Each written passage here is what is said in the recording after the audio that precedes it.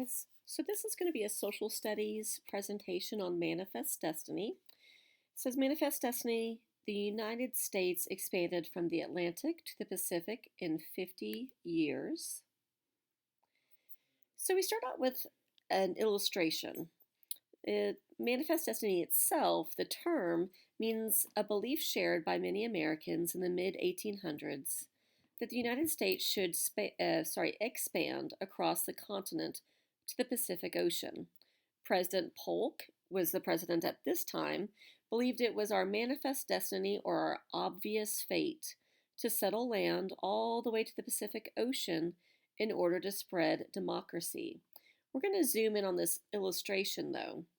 Notice if you think of the United States on the East Coast, on the right side of the painting, light, you see technology like the Transcontinental Railroad. What looks like power or telephone lines are really telegraph lines for telegraph. So it's really them representing technology coming from the East Coast all the way across the Great Plains to the Pacific West Coast. And this angelic like figure is kind of showing that it's our destiny, God given right to go and claim those lands no matter who we inconvenience. And so as we look to the left side of the picture, we've got a darker cast of tone of colors.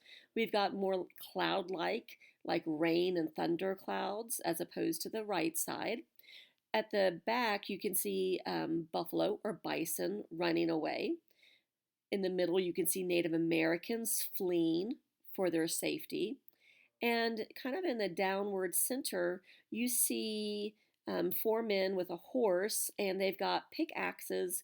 Those are representing our gold rush, men and families coming to the West looking for gold and riches. So if you really think about manifest destiny, this illustration shows how we're going to be bringing good things and posterity to the western side of the United States, but with cost, obviously, cost of wildlife, cost of lives with our Native Americans. So that's what you might think about with that. See what you might come up with in your thoughts. We've already talked about the Louisiana Purchase. Thomas Jefferson bought the Louisiana Territory from France for $15 million. If you look at the map, that would be that dark green part. Jefferson wanted to make sure the U.S. had control of the port of New Orleans and the Mississippi River. The Louisiana Purchase doubled the size of the United States, and the U.S. stretched from the Atlantic Ocean to the Rocky Mountains. Then, in Florida, 1819, the U.S. wanted to take Florida from Spain because of attacks by Seminole Indians and runaway slaves in Georgia. In 1819, President Monroe sent General Andrew Jackson to Florida to help protect the U.S. border. Jackson invaded Florida and overthrew the governor of Florida. He had no direct orders from President Monroe, however, to do all of this. Spain eventually gave Florida to the U.S. in exchange for $5 million and control of Texas. Well, speaking of Texas in the 1830s, you can see that illustration of Stephen Austin. In 1821, Texas was a part of Mexico. Stephen Austin was an impresario or an agent to bring settlers to Texas. Stephen Austin brought the first 300 families to Texas, known as the Old 300. By 1830, 25,000 Americans were living in Texas, but they were required to become Mexican citizens and become Catholic, and Americans had to follow Mexican law. So that leads to unrest and unhappiness and a revolution. So after Mexico closed Texas to Americans, Stephen Austin went to negotiate with Santa Anna. Austin was jailed, and Texas ultimately revolted. In February 23rd through March 6th, Mexico attacked the Texans at the Alamo. This 13-day siege resulted in the killing of all the Americans, except some women, children, and slaves. In April, the Mexican army massacred the Texan rebels at Goliad.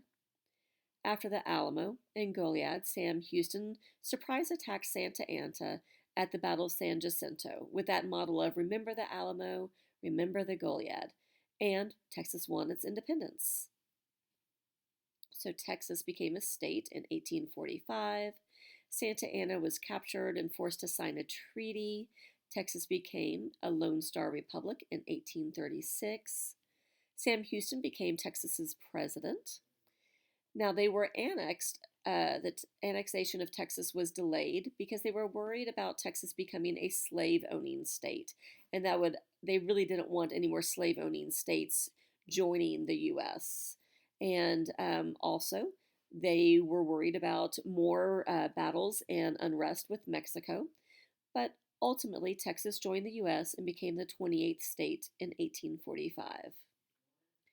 Oregon Country, 1846. In 1820, both the U.S. and Britain claimed to own Oregon Country. In the 1830s and 40s, thousands of American pioneers were going west to settle in Oregon Country. President Polk wanted all of Oregon to the 54-50 parallel. And so here's a propaganda.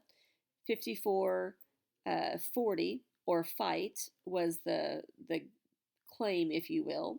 But really Polk nor Britain wanted war, so they reached a compromise. Back to war with Mexico over a different area. President Polk wanted to expand territory all the way now to the Pacific Ocean. He offered to buy California and New Mexico territories for $30 million, but Mexico refused. Now, after Texas was annexed into the U.S. in 1845, Mexico and the U.S. still disagreed on that Texas border. Rio Grande River versus the Nueces River.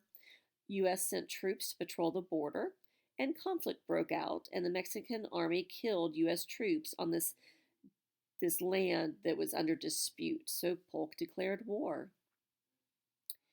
As it continued, our army, the U.S. Army, had better weapons and equipment, but they were outnumbered by Mexican forces. The U.S. took New Mexico territory without a fight and claimed the territory. Zachary Taylor defeats Santa Anna at the Battle of Buena Vista. U.S. troops under Winfield Scott, called Old Fuss and Feathers, capture Mexico City, and this led to the Treaty of Guadalupe Hidalgo, which ended the war. Here we have a flag, the Bear Flag Revolt, 1846. A small group of American settlers seized the town of Sonoma. Americans declared California an independent nation and made a grizzly bear flag. John Fremont was leading a mapping expedition in the Sierra Nevadas. He joined the American settlers in their revolt against the Californios. Shortly after, U.S. naval forces came ashore in California, raised the Stars and Stripes, and said, you're part of the U.S. now. So then we get back after the Treaty of Guadalupe Hidalgo in Mexico gave the U.S. territories of the states we now know as California, Nevada, Utah, most of Arizona and New Mexico, and parts of Colorado and Wyoming to the U.S. And the U.S. paid $15 million for this territory, and is now what we consider our American Southwest landscape. The Gadsden Purchase. After the war with Mexico, Americans wanted to guarantee that any Southern Railroad to California would be built completely on American soil. So the U.S. paid $10 million for the southern parts of Arizona and New Mexico, and the existing boundary between the U.S. and Mexico was finally fixed like it is today. That happened in 1853. The Donner Party, 1846. Settlers bound for California took a southern route known as the California Trail. This path went through the Sierra Nevada mountain range. Settlers tried to cross the mountains before the first snow. Guidebooks helped the pioneers find their way, but someone had, Lansford Hastings, wrote The Immigrant's Guide to Oregon and California, and he advertised this shortcut. He had never traveled that shortcut before himself. So, following his guide and shortcut, the Donner Party left the California Trail and got lost. They were trapped in the Sierra Nevada for the winter. They were stuck without food and resorted to eating the dead to survive. 42 out of 87 died, and we had some cannibalism, unfortunately. California Gold Rush. This should look familiar. Gold was found in Sutter's Mill in 1848. 8,000 gold seekers known as the 49ers came to California hoping to strike it rich, and they were panning for gold. Mining camps sprung up here and there. Everyone was looking and prospecting, looking for gold. But unfortunately, not enough gold to go around like they had hoped. Famine and economic hardship in China brought many Chinese to California, but they faced discrimination and high tax on foreign miners. And ultimately, we have a lot of ghost towns that pop up during this time when there was no gold to be found. But there is still an impact of the gold rush. The arrival of the 49ers created a population boom out west. Immigration increased the diversity of population, lots of mix of ethnicities. California became a state in a relatively short amount of time of 1 year. Growth of new businesses and industry transformed California's economy. And then there's also some discrimination, unfortunately, of Native Americans currently living in California at that time. And that's it. That's it. Make sure you've taken some notes. Thank you.